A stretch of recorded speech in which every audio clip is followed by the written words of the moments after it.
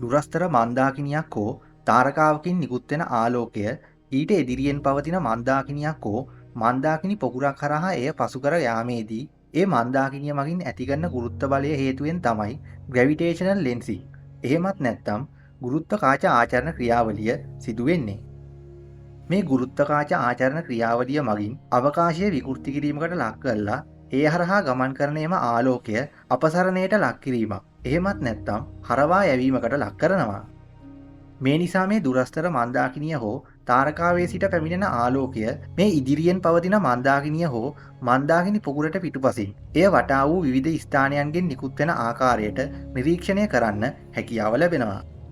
මේ අපසරණයට ලක්වුණු ආලෝකයත් එහි ආලෝක ප්‍රභවයත් එය නිරීක්ෂණය කරන නිරීක්ෂකයාත් නිවැරදි පෙළගැස්මකින් යුතුව ස්ථානගත වුණු විට ඒ නිරීක්ෂණය කරන්නාට එම ආලෝකය දීප්තිමත් වලල්ලක ආකාරයෙන් දිස්වීම සිදුවෙනවා නම් එවැනි සංසිද්ධියක් අයින්ස්ටයින් රිං එකක් විදියට හඳුන්වනවා.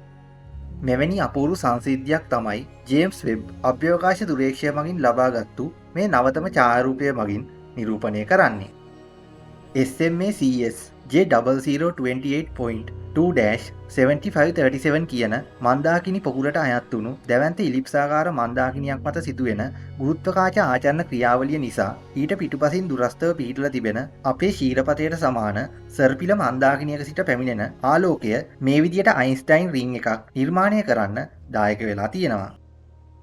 පසුගිය වසර බිලියන 8ක කාල සීමාව තුළ මන්දාකිනි පොකුරු 182ක සිදු වුණු පරිණාමීය ක්‍රියාවලිය අධ්‍යයනය කිරීමේ අරමුණින් දියත් කරන ස්ට්‍රෝං ලෙන්සිං ඇන් ක්ලස්ටර් එවලූෂන් කියන අභ්‍යවකාශ නිරීක්ෂණ වැඩසටහන ඔස්සේ ජේම්ස් වෙබ් අභ්‍යවකාශ දුරේක්ෂයේ පවතින නියර් ඉන්ෆ්‍රාරෙඩ් කැමරාව යොදා ගනිමින් සිදු කරපු නිරීක්ෂණයන් මගින් එක්රැස් කරගත්තු දත්ත යොදා ගනිමින් තමයි මේ ඡායාරූපය සකස් කරලා තියෙන්නේ.